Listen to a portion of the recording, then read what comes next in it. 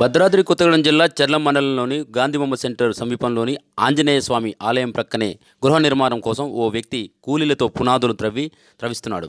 ఈ క్రమంలో సదరు యజమానికి గుప్త నిధులు ఉన్న పెట్టె దొరికిందని ప్రచారం జరిగింది.